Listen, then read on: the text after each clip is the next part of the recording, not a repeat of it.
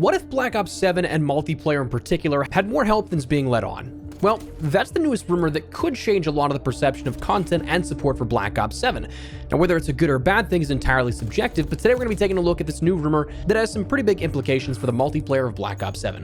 Drop your thoughts, drop a like, and make sure to subscribe, and maybe consider following over on Twitch if you'd like to join in on these kind of conversations live as we get back into the swing of things over there. But anyways, this new rumor comes from a rather nonchalant discussion about Black Ops 6 versus Modern Warfare 3's support when it comes to maps, weapons, and snappy and fluid gameplay in Modern Warfare 3 from the Ghost of Hope, an insider who we've talked about here on the channel and who we've seen a lot of his leaks end up working out, replying to the mention that it feels like Treyarch don't like making their game, hopefully Black Ops 7 is more fun.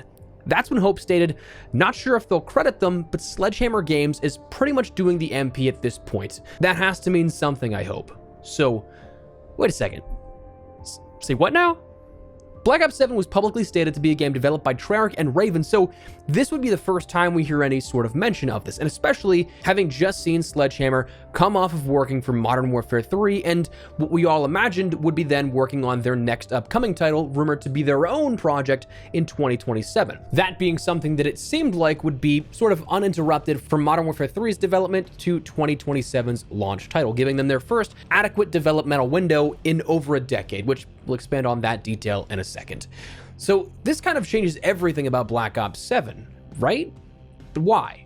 Well, firstly, I think this introduces more questions and potentially opens up the timetable on which development for Black Ops 7 could have been ongoing.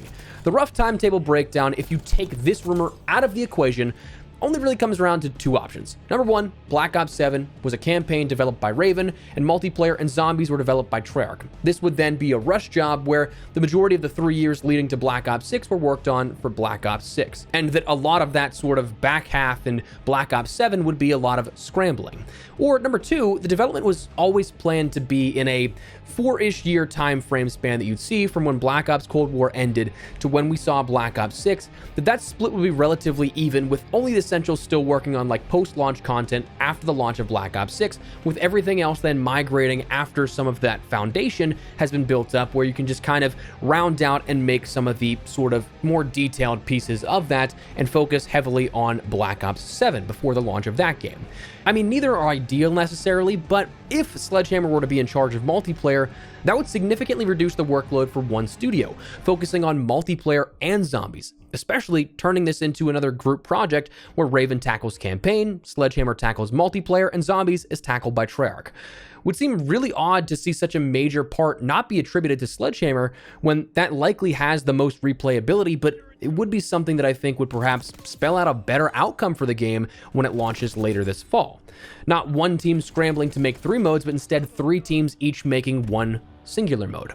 Not to mention, if that's the case, Sledgehammer's Modern Warfare 3, like it or not for yourself, saw the least drop-off in the new modern era of Call of Duty since Modern Warfare 2019, season over season, according to industry data. We've beaten the point to death here on the channel, but I firmly believe that the post-launch year of support for Modern Warfare 3 was the best that we'd probably ever seen in the COD franchise, and that data, if accurate, would actually back that up when it comes to playtime. What's also positive about this rumor is the fact that Sledgehammer has had a very long track record of community feedback and their open reception to it. Whether good or bad, over the last decade, I'd say that if we're looking at the 3 main developers, Infinity Ward is kind of hard stuck on their designs, and they kind of say, nope, we're not changing anything. Great example of that would be the now 6-year-long battle with things like red dots on the minimap, the dead silence as a perk versus field upgrade, time to kill, you name it. There's a ton of things that you could attribute to sort of stubbornness and hard-headedness with their designs and wanting to stick with it, which, as a developer, even though we might not like it, it is their vision and they have every right to do that.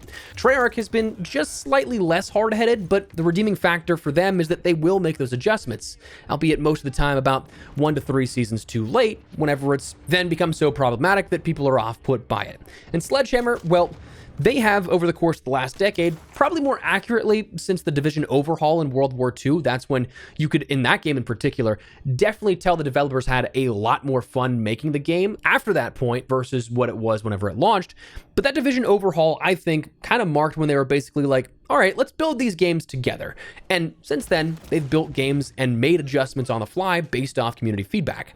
So there's comments and concerns that players have. If it is indeed Sledgehammer at the helm for multiplayer for Black Ops 7, that's probably going to be a good thing for changes on the fly and perhaps reducing the changes needed in the first place in the eyes of the community. Also, if you want to take a look at what we've heard rumored for Black Ops 7, it kind of makes sense if this actually does line up, because some of these rumors we've heard about Black Ops 7 are right up the recent Sledgehammer games history's alley. The biggest one to me being Pick 10. If that's actually returning for Black Ops 7, fun fact, that was actually something that I had heard personally was meant to be in Modern Warfare 3 in early development. But Infinity Ward then shot that down, to which then they created the Modern Warfare 3 create a class system that we had that actually shipped. So to get a chance to do that, things like some form of maybe wall running, it's been kind of debunked that that's not a thing, but you know what I mean, somewhat advanced movement here. It's kind of poetic justice to see this come full circle on things that they wanted to do for a while now, if again this is as rumored. Not to mention, if it is something that if they are handling the multiplayer of this, I kind of think that we'd see a lot of design elements for multiplayer maps, modes, and how things are handled, plus the post-launch support in terms of content for each season. If we end up seeing events and things doled out like that, that's probably going to be something you can bank on as well. So ultimately, this might change everything in the formula of what to expect for Black Ops 7 multiplayer. But okay, what does this mean for the future of Sledgehammer games? Because I mean, it was reported they were not happy about being a year 2 studio, and understandably so. We talked about it before. They haven't really had their shot at a full dev window since the first standalone title they had in Advanced Warfare. I mean, yes, they were brought on in support of Modern Warfare 3 back in 2011. That project was already in pre-production when they came on, and it was slightly after the beginning. World War II, after Advanced Warfare and that sort of whole timetable they had for development, that was rumored to be in Advanced Warfare 2 for a long while, but then got pulled because of exo fatigue. Then they had to pivot, make a World War II boots on the ground game. Vanguard was a byproduct of a schism in development for a joint Sledgehammer and Raven Cold War game that then Treyarch came in and took over and then kind of slapped that branding Black Ops on it. We've talked about my theories on that before. That's kind of why I think we didn't see the same casting of Woods and Mason and why they were kind of like side characters in that story, because first and foremost, it was going to be a Cold War story told by Sledgehammer and Raven, not necessarily a Black Ops story until later on. They just slapped those characters in there and put the branding on to sell better. And then Modern Warfare 3 was Sledgehammer's mess to clean up off of what Infinity Ward had kind of left them. A lot of stuff the community didn't like, and a way to shape the sort of gameplay experience of the Modern Warfare era of Modern Warfare 2 and 3. Albeit the campaign and zombies, you could definitely tell were lackluster because of that shortened development time, but the multiplayer, all in all, wasn't all that bad. So to have them currently rumored for a 2027 game of their own, it was refreshing of a notion to hear them finally getting some time to work on their game, uninterrupted. But that doesn't seem to be the case now, if this holds true, right? I mean, all things considered, this is still a rumor and a leak. It has not been verified just yet. But according to Hope, they are still, as he said, full steam ahead on 2027, so this won't impact them much, if at all. They definitely lost a lot with the layoffs, more than publicly known, but they're going to be hiring a lot here shortly. That likens back to some of the reports recently of layoffs at Sledgehammer Games, which does happen a lot, unfortunately, in the industry, especially the last 5 years or so.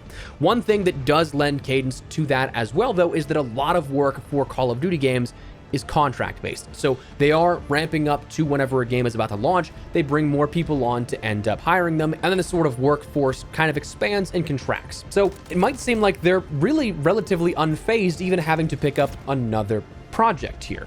And frankly, while that seems hard to believe, I do kind of get and think that for now that could be true.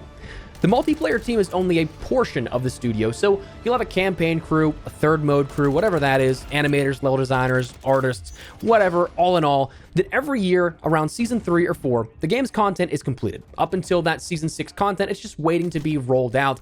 So whenever that time comes around, they're always working on their next project. If it's a bigger studio like Infinity Ward or Treyarch, that is those main two, they'll be working on their game that is still 3 years out. If it's something like Sledgehammer, they're going to be jumping to, in the last, again, half decade or so, something that's about 2 years out, if not a little bit less. So a lot of those teams do move on immediately. And if that's the case, you'll have teams building the foundation of whatever Sledgehammer's next title is in 2027. Perhaps they may even currently be doing that. But you take that team from multiplayer and then drop them in running on that project around March to May of 2026 after the content is completed and ready to just be rolled out around the season 3 mark or so.